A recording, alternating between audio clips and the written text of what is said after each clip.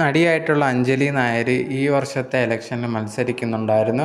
ഈ വർഷം കുറേയധികം സിനിമാ താരങ്ങളൊക്കെയാണ് മത്സരിക്കാനൊക്കെ നിൽക്കുന്നത്. ഇത് തന്നെ കുറേയധികം ചർച്ചാ വിഷയമൊക്കെ ആയിട്ടുണ്ടായിരുന്നു. അങ്ങനെ ഇരിക്കുന്ന സമയത്ത് അഞ്ജലി നായർ ഈ ഇലക്ഷന് നിൽക്കുന്ന സമയത്ത് എന്ത് ചെയ്തിട്ടാണ് എന്നുള്ള കാര്യങ്ങളൊക്കെ കുറേയധികം പേര് സംസാരിക്കുന്നുണ്ടായിരുന്നു.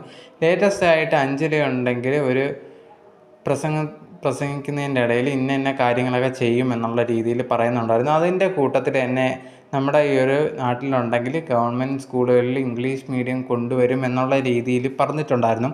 ഈ ഒരു കാര്യം പറഞ്ഞതിന് പിന്നാലെ അഞ്ജലി നായർക്കെതിരെ ഭയങ്കരമായിട്ടുള്ള നെഗറ്റീവ് കമൻസൊക്കെ വന്നുകൊണ്ടിരിക്കുകയാണ്. നിങ്ങൾക്ക് ഒന്നും ഈ നാടിനെ പറ്റി അറിയത്തില്ല, എന്നിട്ടാണോ ഇത് കണക്ക് മത്സരിക്കാൻ വന്നത്, അറ്റ്ലീസ്റ്റ് സ്വന്തം നാട്ടിലെ കാര്യമെങ്കിലും മനസ്സിലാക്കണ്ടേ എന്നുള്ള രീതിയിൽ പറഞ്ഞ കമൻസും കാര്യങ്ങളും വരുന്നുണ്ടായിരുന്നു. ഈ ഒരു ഇംഗ്ലീഷ് മീഡിയത്തിൻ്റെ കാര്യം നമ്മുടെ ഏകദേശം കേരളത്തിലാണ് എല്ലാ ഗവൺമെൻറ് സ്കൂളിൽ എടുത്ത് നോക്കിയാൽ ഇംഗ്ലീഷ് മീഡിയം ഉണ്ട്. അത് ഇനി പ്രത്യേകിച്ച് കൊണ്ടുവരേണ്ട കാര്യമില്ല. പക്ഷെ അവരങ്ങനെ അത് പറഞ്ഞ സമയത്ത് ഇതിനെപ്പറ്റിയൊന്നും മനസ്സിലാക്കാതാണ് ഇവർ വോട്ടിന് നിൽക്കുന്നത്. എന്നിട്ട് ഇവരെ ജയിപ്പിക്കണമെന്ന് പറഞ്ഞാൽ എങ്ങനെയാണ് ശരിയാവുന്നത്? ഇവർക്ക് ഇതിനെപ്പറ്റിയൊന്നും പഠിക്കുക പോലും ചെയ്തില്ല എന്നുള്ള രീതിയിൽ അഞ്ജലി നായർക്കെതിരെ ഭയങ്കരമായിട്ടുള്ള നെഗറ്റീവ് കമൻസൊക്കെയാണ് ഇപ്പം സോഷ്യൽ മീഡിയയിൽ കണ്ടുകൊണ്ടിരിക്കുന്നത്.